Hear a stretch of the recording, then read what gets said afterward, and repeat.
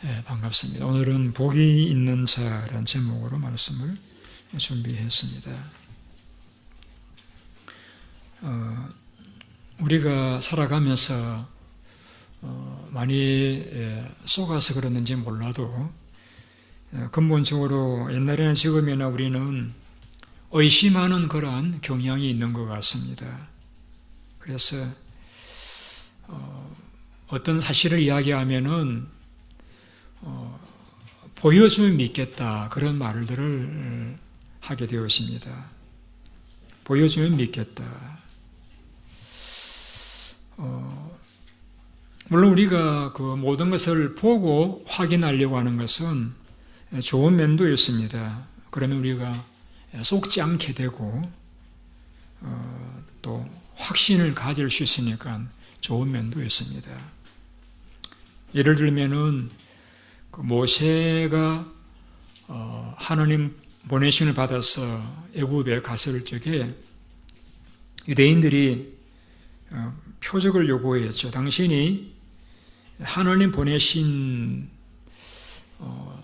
종인 것을 어떻게 우리가 알 수 있느냐, 그렇게 이제 했을 적에 모세가 나를 보내신 분은 그 야훼 하나님 스스로 계시는 분이라고 하는 이름을 소개하고 지팡이를 던져서 뱀을 만들고 지팡이를 잡음으로써 뱀을 만들므로써 그들에게 모세는 하나님 보내신 지도자다라고 하는 사실을 확인할 수가 있었습니다.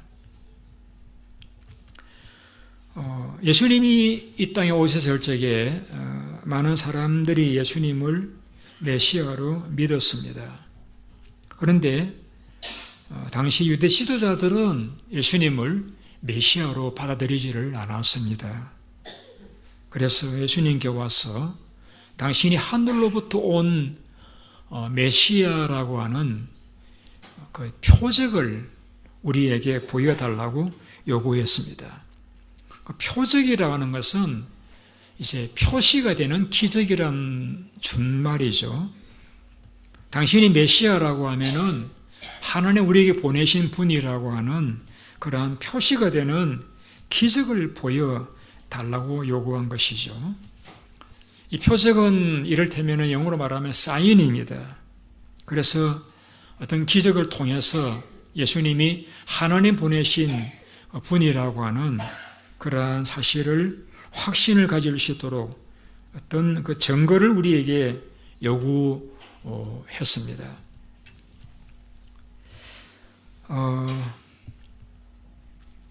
우리 생각에는 예수님이 하나님이 보내신 우리의 구세주라고 하는 것을 확신하도록 표시가 되는 기적을 보여달라고 하는 것이 굉장히 그 정상적인 또 자연스러운 요구라고 여겨집니다. 그들이 표적을 보고서 확신하기 위해서 요구하는 것이니까 물론 이제 의심하는 부분은 좋은 것은 아니지만은 그래도 이제 의심하고 있기보다는 확신을 가지고 잘 믿어보려고 하는 그러한 것은 좋게 여겨질 수 있는 요구이죠. 그런 주님께서는 그러한 예수님에게 하늘에서부터 보내신 분이라고 하는 표적을 보여달라고 하는 요구에 대하여서 주님은 이렇게 반응을 했습니다. 우리 성경 같이 읽어보시도록 하겠습니다. 29절 말씀 같이 읽겠습니다. 같이요. 무리가 모였을 때에 예수께서 말씀하시되 이 세대는 악한 세대라 표적을 구하되 요나의 표적밖에는 보일 표적이 없나니. 여기 예수님께서는 표적을 구하는 그 세대 사람들을 어떻게 진단했는가 하면 악한 세대다. 그러면은 예수님이 하나님 보내신 분이라고 하는 그 기적을 보고서 확신을 가지고 싶어서 표적을 보여달라고 하는데 그 요구가 왜 악한 것인가? 같은 사건을 기록한 마태복음 12장에서는 이렇게 표현했습니다. 악하고 엄난한 세대가 표적을 구한다.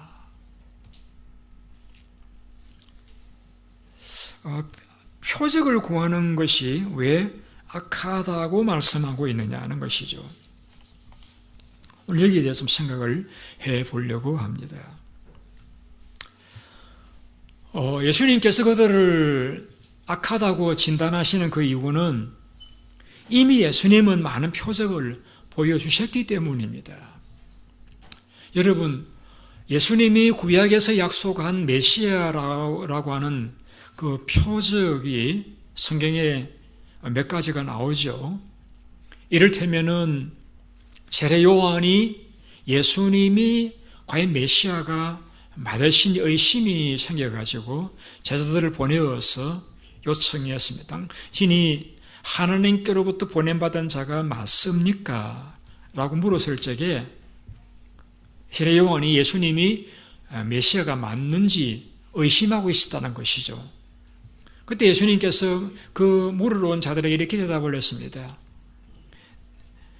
내가 눈먼 자를 보게 하고 안전뱅이를 일으키고 벙어리가 말하고 죽은 자가 살아난다고 하여라. 예수님께서 눈먼 자를 보게 하시고 안전뱅이를 일으키시고 또 벙어리가 말을 하고 죽은 자가 살아나게 역사하신 것은 예수님이 구약에 예언한 메시아라는 표시라가 되는 기적을 행하신 분이라는 것이죠. 우리가 누가복음을 읽고 있는 누가복음만 하더라도 4장에 보면은 시몬의 장모가 열병 걸리신 것을 고치셨습니다. 5장에서는 나병 환자를 고치셨고 중풍병자의 죄를 사하시 고쳐주셨고 또 7장에서는 백부장의 종을 고치셨고 난생 과부의 아들을 살려주셨고 8장에서는 혈루증 앓던 여인을 고치셨고 군대 귀신 들린 자를 고치셨고 광풍을 말씀으로 잔잔케 하셨고 회당의 딸을 살리셨습니다. 9장에서는 오병이 이후로 5,000명을 먹이고 12광주리를 남기는 기적을 행하셨습니다. 우리가 누가복음 11장을 보고 있니 11장에만 하더라도 귀신 들려 말 못하는 벙어리 된 귀신을 주님이 깨끗하게 고쳐주셨습니다. 자, 이만한 기적들이면은 그들이 요구하는 예수님이 하나님으로부터 보냄받은 메시아라는 증거로는 충분합니다. 그런데 그런 많은 표적을 보여주었음에도 불구하고 또 다른 표적을 요구하는 그 요구의 이면에는 무엇이 있느냐는 것이죠.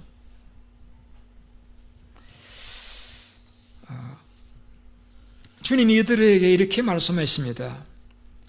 너희들은 악한 세대다. 악한 세대가 표적을 요구하는데 내가 너희들에게 더 이상 보여줄 표적은 없고 한 가지 있다라고 하면 요나의 표적을 보여주겠다. 요나의 표적이라는 것은 요나라는 사람은 선지자입니다. 그가 하나님의 명령을 따라서 니느웨로 가라는 명령을 받았습니다. 니느웨는 아수르의 서울입니다. 아수르는 이스라엘을 괴롭힌 나라입니다. 그러니까 이 요나는 자기를 괴롭히는 그 나라 아수르가 하나님의 말씀을 듣고 회개함으로 구원받기를 원치 않았습니다. 심판받고 멸망하기를 원해서 다시스로 도망을 가다가 풍랑이 일어나서 결국은 그가 고레배 속에 들어가게 됩니다. 그러면 사흘 후에 그가 살아나와서 그 니느웨에 가서 하나님의 메시지를 전합니다. 40일이 지나면은 이 성이 멸망할 것이라고 했습니다.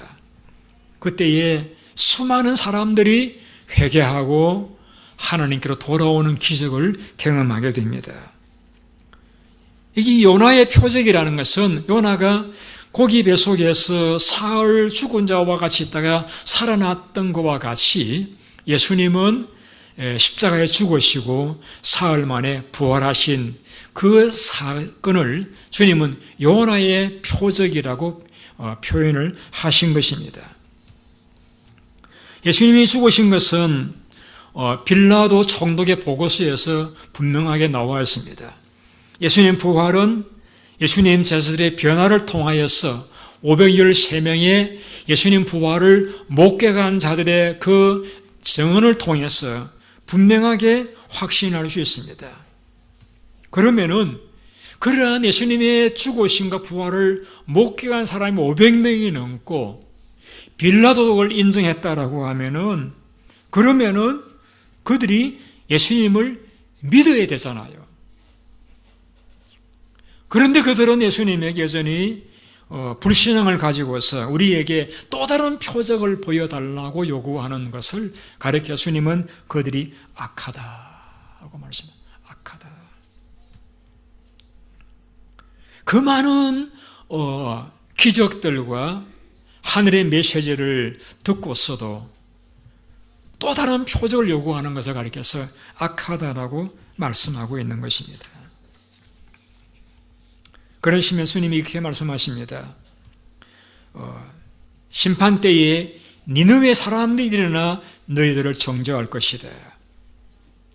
니느웨 사람들은 요나가 어디에서 왔는지도 모르지만은 그가 한 그 말을 듣고서 심판이 임했다고 생각하고서 회개하고 심성들도 금식하면서 하나님께로 돌아왔는데 요나보다 100배, 1000배 나으신 하나님의 아들이 전하는 메시지를 듣고서도 회개하지 않는 너희들을 그들이 심판할 것이라고 말씀을 하십니다.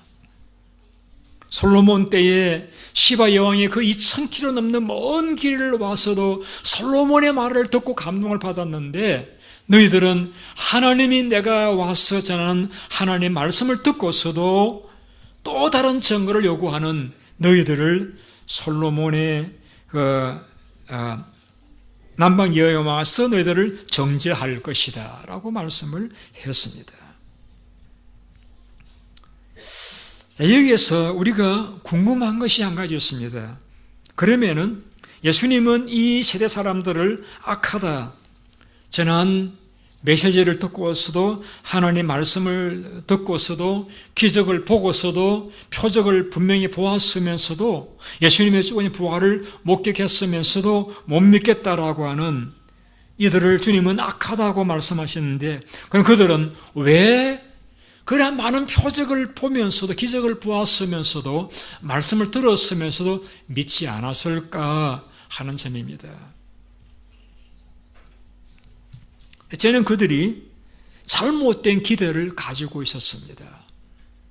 자, 여러분들은 오늘 교회를 나오셨는데 어떤 기대를 가지고 교회를 나오셨는지요? 유대인들이 예수님이 오셨을 적에 그들이 가진 기대는 예수님이 메시아라고 하면은 로마 정보를 처부수고 유대에게 독립을 준 그런 정치적인 메시아로서의 기대를 가지고 있었습니다. 그러나 주님은 그러한 정치적인 메시아로서 오신 분이 아니라 그들의 죄를 사하시고 그들을 구원하여 영원한 천국에 들어가게 할 우리의 영혼의 구세주로서 오셨기 때문에 주님에 대한 그의 기대가 다르니까 그들은 주님이 어떤 기적을 행해도 못 믿겠다라고 반응을 보였던 것입니다. 참 선입관이 참 무서운 것이죠. 또 한 예를 들면은 왜 주님을 믿지 않았느냐? 주님은 예수님 당시에 나사렛 사람 예수라는 호칭을 들었습니다. 예수님 나사렛에서 태어나서 예수님이 나사렛에 자라시다 보니까 나사렛 사람 예수란 말을 들었습니다. 그러나 성경을 보니까 예수님이 메시아가 되려고 하면 베들레헴에서 태어나셔야 되는 것이죠. 예수님이 베들레헴에서 태어나셨습니다. 그런데 유대인들은 예수님이 베들레헴에 태어난 사실을 몰랐습니다. 그러니까 메시아가 되려고 하면은 베들레헴에 태어나셔야 되는데 예수님 나사렛에서 자라신 것을 보고서 나사렛에 태어나신 줄로 알고 그들은 예수님이 어떤 기적을 행해도 마음을 닫아버리고 예수님을 구세주로 받아들이지를 않았던 것이죠. 그들이 진지했다라고 하면은 예수님께 와서 한 번쯤 이렇게 여쭈어볼 수 있지 않겠습니까? 예수님, 우리가 알기로는 나사렛에서 자라셨다고 알고 있는데 혹시 베들레헴에서 태어나시지 않았습니까? 한 번쯤 확인해 볼 수 있었다라고 하면은, 그리고 확인해 보지 않더라도 예수님 행하신 그 많은 표적들이 구약에서 말씀하고 있는 메시아가 행할 표적과 동일했다라고 하면은 한 번쯤 진지하게 예수님이 정말 구세주가 아니실까 생각했더라고 하면은 그 많은 표적들을 보고서도 예수님을 못 믿겠다고, 귀신의 왕의 도움을 힘입어서 귀신을 쫓아내었다고 계속 거부하고 부인하고 예수님으로부터 악한 세대라고 하는, 음란한 세대라고 하는 그러한 신당을 받는 자들은 되지 않았지 않겠는가 하는 생각입니다. 간혹 이제 기독교 신앙에 대해서 기대를 가지신 분들이 저에게 그런 요구를 할 때가 있어요. 우리에게 하나님을 보여주세요. 하나님 보여주세요. 천국을 보여주세요. 지옥을 보여주세요. 그러면 믿겠습니다.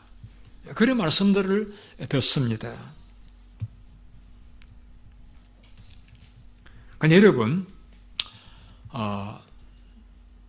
그러면은 과연 그들에게 하나님 보여주면 믿느냐? 그렇지 않아요. 예수님이 하나님이셨잖아요. 천국을 보여주면 믿느냐?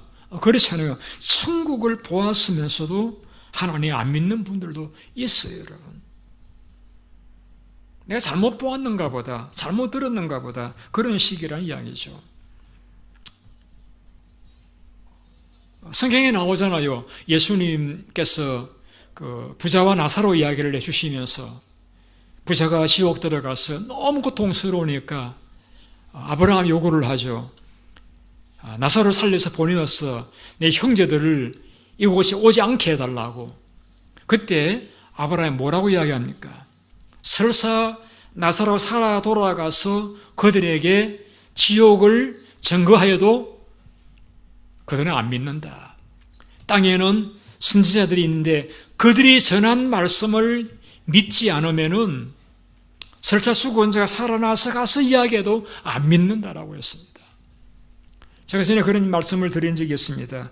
제가 갈 당시에 한 권사님이 저희 교회에 나오셨는데 이분은 젊었을 적에 죽어서 지옥과 천국을 다녀온 분입니다. 전도로 가셔가지고 사람들에게 예수 믿으세요. 천국이 있습니다. 지옥이 있습니다. 라고 말할 적에 사람들이 천국을 가봤나요? 제가 가봤거든요. 에이, 거짓말 하고 안 믿더라는 거예요. 여러분, 우리가 믿음을 갖게 되는 그 과정은 보고 믿는 게 아니에요. 하나님께서 보고 믿도록 하나님께서 역사하시질 않았습니다. 어떻게 믿음을 갖게 되느냐? 하나님 말씀을 들을 때에 성령께서 들으시는 분들의 마음을 감동시켜서 그 말씀을 받아들임으로써 예수를 믿게 되어지는 것이 하나님이 정해놓으신 믿음의 과정입니다. 우리의 기적이나 표적들은 그 말씀을 믿게 만드는 어떤 도움의 역할을 하지만은 꼭 보고서야 믿는 건 아니라는 이야기죠. 우리가 예수 믿는 것은 성령의 감동으로 예수를 믿는 것인데 그 성령께서 우리를 예수 믿게 만들도록 사용하는 툴이 있습니다. 그 툴이 뭐냐면은 하나님 말씀입니다. 그래서 우리가 성경을 읽거나 들을 때에 성령께서 우리 마음을 감동시켜서 예수를 믿게 해 주시는 것이 예수를 믿는 믿음의 과정이라는 것입니다. 그러므로 내가 보고 믿겠다라고 하는 사람은 예수 믿기 참 어렵습니다. 말씀만 듣고서도 믿는 신앙이 복된 신앙이라고 도마에게 말씀하신 적이 있습니다. 여러분들이 하나님을 진지하게 믿기를 원하신다라고 하면은 안 믿는 분들을 두고 드리는 말씀입니다. 성경을 펴십시오. 그리고 주님, 오늘 저에게 이 말씀 가운데서 제 마음 속에 부딪히는 말씀을 주시옵소서라고 기도하면서 읽어보십시오. 성령께서 읽으시는 말씀 가운데 혹 설교를 들으시는 가운데 여러분의 마음 속에 부인할래야 부인할 수 없는 놀라운 감동과 확신을 주게 되어질 것입니다. 제가 생명삶 때 그런 간증을 드린 적이 있습니다. 제가 신학교에 목사가 되겠다고 들어가서 신학교 때에 갑자기 하나님이 의심이 생겼습니다. 안 믿으시는 거예요. 하나님 볼 수도 없고 음성 들은 적도 없고 목사가 되겠다고 신학교를 갔는데 하나님이 믿으시지 않는 그러한 의심의 순간이 있었습니다. 고민하다가 성경을 폈습니다. 창세기 구약 첫 권을 읽었습니다. 태초에 하나님이 천지를 창조하시니라. 그 말씀을 읽는 순간 제 마음이 열리면서 믿음이 들어왔습니다. 맞아. 모든 만물은 사람이 만들 수 없는 것들이잖아. 이 만물이 있다는 것은 창조주가 있다는 것인데 이 만물을 만드신 만물을 통해서 하나님을 나는 부인할 수가 없다. 라는 믿음을 가지면서 모든 의심이 물러가고 믿음을 가진 자가 되었습니다. 그래서 하나님 말씀을 듣고서도 못 믿겠다는 사람은 아무리 표적을 보였어도 믿을 수 없을 것입니다. 왜냐하면 성경이 이렇게 말씀하고 있습니다. 믿음은 들음에서 나고 들음은 그리스도의 말씀으로 말미암았느니라고 말씀을 했습니다. 우리가 믿음을 가지려고 하면 성경을 펴시고 성경을 하나님 말씀을 듣기를 사모하는 마음으로 읽으실 때에 성령께서 우리의 눈을 밝혀서서 믿음의 세계에 대해서 열리도록 역사해 주시는 것입니다. 여러분이 하나님 말씀 듣기를 원하신다고 하면은 설교를 들으실 적에도 그와 기도하셔야 됩니다. 하나님 오늘 또 이 설교를 통해서 하나님의 말씀을 들을 수 있도록 은혜를 달라고 기도를 하셔야 됩니다. 제가 설교자로서 이 설교를 드리면서 때로 물론 영상을 보여드리기도 합니다만은 말씀을 풀어드리는 이유는 구원 얻는 과정을 하나님께서는 말씀이라고 하는 도구로서 구원 얻게 하신다는 것을 확신하기 때문입니다. 히브리서에도 이런 말씀이 있습니다. 하나님 말씀은 살아있고 활력이 있어 자원할 쓰는 검보다도 더 예리하여서 혼과 영과 마음과 생각을 찔러 쪼갠다라고 했습니다. 디모데후서에서 바울은 모든 성이 하나님 감동으로 된 것으로 교훈과 책망과 바르게 한 의로 교육하기 유익하니 이는 하나님 사람을 온전하게 하며 성경은 구원에 이르게 하는 지혜가 있게 하느니라. 하나님 말씀을 통해서 믿음을 가지고 책망을 받고 구원을 받고 예수를 믿게 하는 것이라는 것을 바울은 디모데후서를 통해서 우리에게 말씀해 주셨기 때문에 저는 이 말씀을 믿기 때문에 하나님의 말씀을 전하고 있는 것입니다. 이 말씀을 통해서 많은 분들이 악을 회개하고 순한 삶으로 바뀌어지기도 하고 의심을 버리고 믿음을 갖게 되어지기도 하고 하나님을 찾고 회개하고 구원받는 자가 되어지고 새로운 사람이 되어지는 것입니다. 여러분께서 기대하시는 나도 하나님 보았으면 좋겠다, 예수님 음성을 들었으면 좋겠다, 그런 기대 왜 저에게는 없겠습니까? 그냥 우리 순서가 중요합니다. 그냥 표적을 보고 믿음을 가지려고 하면 참 어렵습니다. 많은 사람 가운데 소수에 불과합니다. 많은 경우는 믿고 나면은 기적을 경험하게 됩니다. 마치 토스트 기계를 그 소켓에 꽂지도 않고 이게 굽혀지면은 전기가 있는 걸 믿겠다라고 하는 것과 동일한 것입니다. 그러나 기계를 믿고 꽂으면은 전기를 경험하게 되듯이 하나님을 믿고 말씀을 받아들이면은, 주님을 받아들이면은 우리의 삶에서 부인할래야 부인할 수 없는 하나님의 살아계심을 우리는 경험하게 되어지는 것입니다. 순서가 중요하다는 이야기죠. 말씀을 받아들일 적에, 주님을 받아들일 적에 우리는 초자연진 주님의 손길과 능력을 경험하게 되어진다는 이야기입니다. 그런데 우리는 표적을 보면은 믿겠다라고 하는 그러한 것을 계속 요구한다라고 하면은 오늘 예수님께서 진단하신 것과 같이 악하다. 왜 마태복음 음란하다고 표현했습니까? 음란하다. 음란이라고 하는 그 죄는 한 여인에게서 만족하지 못하고 계속 다른 육적인 욕구를 추구하는 것을 음란하다라고 이야기하잖아요. 하나님 말씀과 증거들을 통해서 부인할 수 없는 하나님을 경험했음에도 불구하고 또 다른 기적을 요구하는 것을 성경은 음란하다라고 말합니다. 악하다라고 말씀합니다. 참으로 주님을 경험하기 원하신다라고 하면은 진지하게 십자가를 바라보십시오. 왜 예수께서 나를 위해 돌아가셨는지 성경을 읽으십시오. 주님께서 오늘 우리에게 무엇을 말씀하시려고 하시는지. 제가 간혹 이렇게 설교를 마치고 나면은 어떤 때는 교우님들이 오늘 참 말씀이 좋았습니다. 은혜 받았습니다. 라는 말씀을 하실 때가 있습니다. 한편으로는 저를 격려하기 위해서 하시는 말씀으로 여겨지기도 합니다. 그러면 한편에는 좀 의심이 생기기도 합니다. 왜냐하면요, 이 말씀은 거울과 같아요. 우리 거울 앞에 서면은 내 모습을 적나라하게 볼 수 있습니다. 잘못된 것 발견하게 됩니다. 그래서 성경을 우리가 펴면은 거울 앞에 내가 쓴 것과 같아서 내 내면의 모습이 적나라하게 드러나요. 때로는 설교를 하기 위해 성경을 제가 읽습니다마는 성경을 보면서 때로 제가 격려를 받고 위로를 받기도 합니다마는 더 많은 경우는 저의 잘못을 책망을 들을 때가 더 많이 있습니다.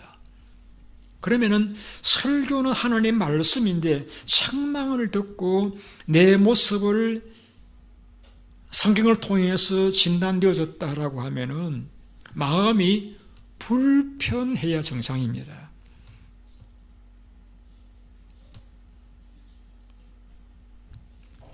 우리가 하나님의 말씀을 전하는 설교 시간에 우리가 앉아 계시는 이유는 한 가지입니다.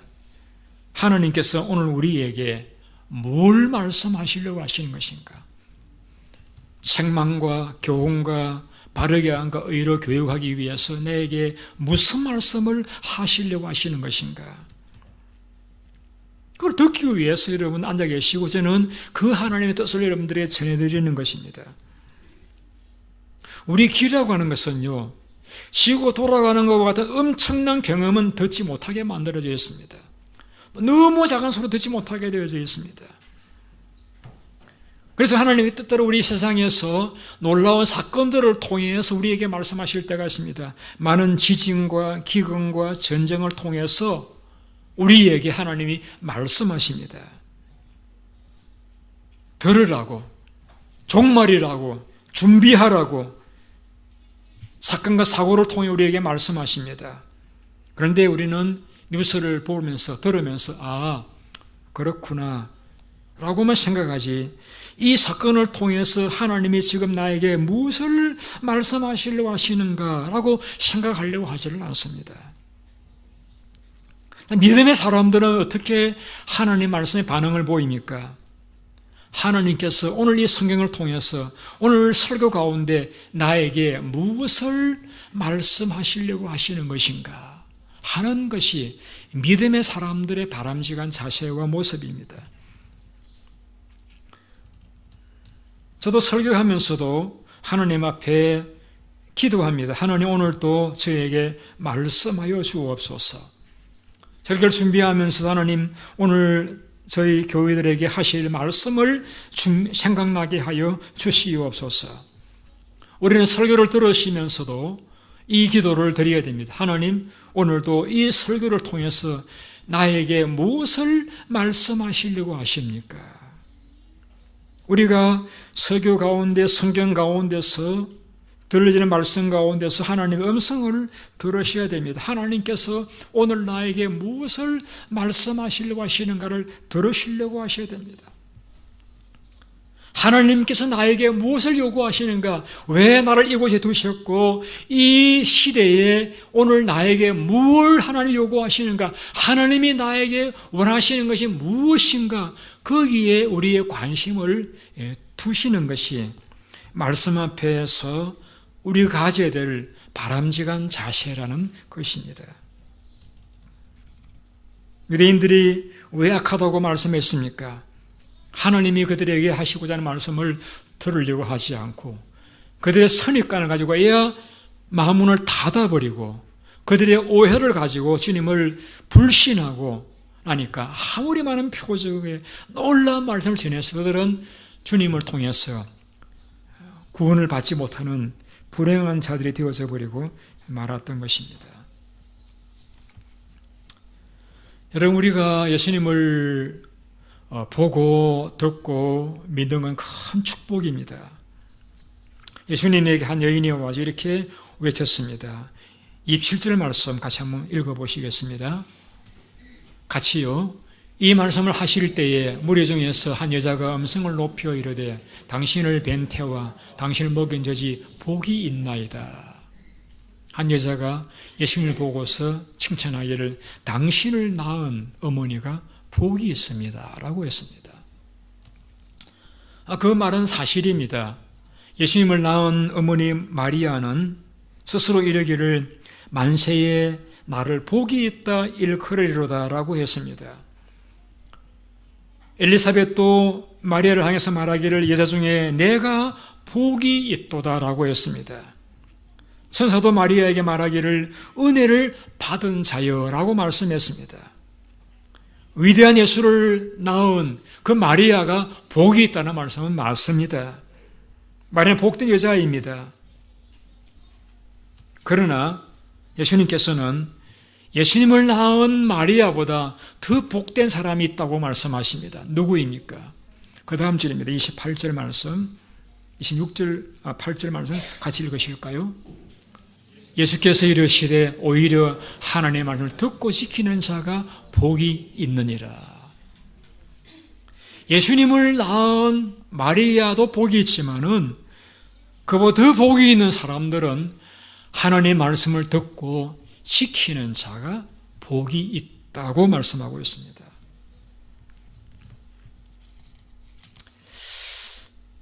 여기서 듣는다, 말씀을 듣고 지키는 자라고 듣는다라는 것, 여러분 우리가 하나님 말씀을 듣고 지키는 자가 복이 있다라고 했는데 여기서 말씀을 듣는다. 여러분 설교를 들으십니다. 왜 들으십니까? 오늘 설교 어떻게 하는가 보자 심사하기 위해 들으시는 분은 안 계시겠죠. 이 설교를 듣는 목적, 하나님 말씀을 우리가 들으려고 하는 목적 한 가지입니다. 하나님이 내게 하시는 말씀을 내가 듣고 그 말씀을 내가 받들고 순종하기 위해서 말씀을 들으시는 것입니다. 여기서 듣는다라는 말씀은 하나님 말씀을 듣고 그 말씀대로 살기 위해서 듣는 경우를 말씀을 듣고라고 말씀하고 있습니다. 그래서 복 있는 사람은 하나님의 말씀을 듣고 지키는 자가 복이 있다라고 했습니다. 우리는 말씀을 지키는 자가 복이 있다는 성경을 많이 볼 수가 있습니다. 신명기 28장에 보시게 되면은 내 하나님 여호와의 말씀을 삼가 듣고 내가 오늘 너에게 명령하는 모든 명령을 지키 행하면은 내 하나님 여호와께서 내게 복을 주어서 모든 민족에 뛰어나게 하실 것이라. 하나님 여호와의 말씀을 청종하면은 모든 복이 내게 임할 것인데 성읍에서도 복을 받고 들에서도 복을 받고 자녀가 복을 받고 생축이 복을 받고 심새끼가 복을 받고 떡반죽 광주리가 복을 받고 들어가도 복을 받고 나가도 복을 받을 것이니라. 요한계시록에서는 이 연의 말을 읽는 자와 지키는 자가 복이 있나니라고 분명히 말씀을 지키는 자가 복이 있다고 말씀하고 있습니다. 여기에서 말씀하는 복은 어떤 복일까요? 물론 신명기에서 말씀하고 있는 것과 같이 모든 사람들을 위해 뛰어난 복, 모든 경제적인 부유함의 복, 자녀의 복, 그것도 복이죠. 복이죠. 그러면 이런 질문을 제가 드리고 싶습니다. 그러면은 부자는 다 복 받으신 분들입니까? 여러분 생각에는 복 받은 분들이라고 수긍을 하시겠죠. 이름을 질문을 바꾸어 볼까요? 부자는 다 행복합니까? 그러면은 거기에는 좀 수긍을 하지 힘들 것입니다. 왜? 부자라고 해서 다 행복한 것은 아니기 때문입니다. 자식이 많은 것 복이죠. 그러면 자식이 많으면 다 행복합니까? 그건 아닐 수도 있지 않겠습니까? 명예가 복이죠. 그럼 높은 지에 올라간 사람들은 다 행복합니까? 글쎄요. 높은 지에 올라갔다가 추락하는 경우를 하도 많이 보니까 그것 행복이라고 이야기할 수 없습니다. 그런데 우리 성경에는 복이 있느니라 말씀을 듣고 지키는 자가 복이 있느니라고 말씀을 했는데 다른 버전에서 이렇게 번역했습니다. 말씀을 듣고 지키는 자가 행복하니라. 여러분, 하나님 우리에게 이렇게 하라 저렇게 하라 말씀하시는 것은 우리의 복을 위해서입니다. 다시 말씀드리면 우리의 행복을 우리가 행복하도록 하기 위해서 말씀하시는 거예요. 하나님 우리에게 말씀하시는 것이 때로 우리에게 부담이 되고 찔리기도 하고 또 힘들 면도 없지 않겠습니다만 그것은 우리를 부담을 주고 힘들게 하기 위해서가 아니라 우리의 삶을 행복하도록 하기 위해서 우리에게 말씀을 하시는 것입니다. 어떤 사람에게 두 아들이 있습니다. 맏아들에게 가서 아버지가 포도원에 들어가 일을 하라고 했습니다. 그때 아들이 예, 하겠습니다. 그러고는 가지 않았습니다. 그래서 둘째 아들이 가서 예, 포도원에 가서 나랑 같이 일을 하지 않겠느냐. 싫어요. 라고 했 나중에는 뉘우치고 갔다라고 했습니다. 그리고 되물었습니다. 이 둘 중에 누가 아버지의 뜻대로 행하였느냐? 둘째입니다. 여러분, 하나님 우리에게 말씀하실 적에는 우리 행복을 위해서입니다. 우리 일을 하라고 하시든 우리에게 기도하라고 하시든 전도하라고 하시든 사랑하라고 하시든 어떤 것이든지 우리의 행복을 위해서입니다. 근데 그 행복을 누가 누리느냐? 그 말씀을 따라 순종하는 자가 누립니다. 여러분, 제가 나이 들어가면서 제일 행복할 때가 언제인지 아십니까? 하나님 말씀을 순종할 때 제일 행복해요. 하나님이 내게 말씀하시는 것, 제가 받들 때 제일 행복합니다. 제일 많이 불안할 때 언제인 줄 압니까? 하나님 말씀했음에도 제가 받들어지지 못했을 적에 불안하고 뉘우치고 회개하게 되어지는 것입니다. 야고보 장로님은 이렇게 말씀했습니다. 행함이 없는 믿음은 죽은 믿음이라고 했습니다. 여러분, 죽은 시체 좋아하시는 분이 있습니까? 아무도 안 계시잖아요. 하나님 말씀을 행치 않는 것은 죽은 것이라고 했습니다. 거기는 꿈도, 거기에는 기쁨도, 거기에는 행복도 없는 것이라고 했습니다. 말씀을 지키는 자가, 말씀을 순종하는 자가 참된 믿음입니다. 왜 에덴 동산에서 아담과 하와가 쫓겨났습니까? 그렇게 아름다운 에덴, 그렇게 좋은 곳에서 왜 쫓겨났습니까? 하나님 말씀을 불순종했기 때문입니다. 이것은 이렇게 우리가 영적으로 설명할 수 있습니다. 왜 오늘날 많은 사람들이 그 삶에서 천국을 누려야 마땅한데 왜 삶의 지옥이냐? 대답은 한 가지입니다. 하나님의 말씀을 순종하지 않았어입니다. 하나님의 말씀을 순종하지 않으면 내게 주신 것이 에덴 동산과 같을지라도 하나님을 두려워하고 숨는 그러한 불행한 자가 되어져 버리고 마는 것입니다. 저는 제 소원이 있다라고 하면 성령 충만입니다. 하나님이여 저에게 성령의 충만함을 주시옵소서. 제가 성령 충만을 간절히 사모하는 이유는 은사를 자랑하기 위한 것이 아니라 성령 충만할 때라야만이 하나님 말씀대로 살아갈 수가 있겠기 때문입니다. 하나님의 뜻을 받들고 그 뜻을 따라 살아가고는 싶은데 우리의 부패한 이 타락한 인간성이, 욕심들이, 이 타락한 세상의 문화가 우리로 하여금 하나님의 말씀도 살기 못하게 만들 때가 얼마나 많이 있습니까? 그런데 성령 충만하니까 말씀을 따라 살아갈 수가 있더라고요. 그래서 주님 앞에 간절히 기도합니다. 주여, 제가 죄와 이기고 살기를 원합니다. 하나님의 말씀대로 살아가기를 원합니다. 저에게 성령의 충만함을 주옵소서. 여러분, 하나님 앞에 신령 은사와 능력과 어떤 은혜를 간구하는 목적이 무엇 때문입니까? 하나님의 말씀을 받들고 순종하기 위한 것 때문입니까? 또 다른 체험을 해야 내 마음이 만족해야 하는 그러한 잘못된 신비주의에 빠진 사람이기 때문입니까? 그러한 것은 성경은 분명히 말씀합니다. 악한 것이라고 말씀합니다. 이미 우리는 오래 믿으신 분들입니다. 대부분의 오래 믿으신 분들입니다. 우리의 삶에서 우리는 하나님이 많은 우리의 간증거리들을 주셨습니다. 하나님 체험하게 주셨습니다. 더 이상 어떤 이 병이 나아야 되고 이 물질이 생겨야만 하나님의 사랑을 믿겠다. 그 하나님을 의심하는 잘못된 마음입니다. 이미 우리에게는 하나님의 사랑과 하나님의 은혜는 차고 넘칩니다. 이제 우리의 할 일은 이것입니다. 주님, 제게 무엇을 원하십니까? 왜 저를 이곳에 두셨고 왜 저를 살게 하셨고 이 시대를 향해서 제가 어떻게 살기를 원하십니까? 라고 여쭈어보야 하는 것이 여러분들 하나님 앞에 구해야 될 기도의 제목인 것입니다.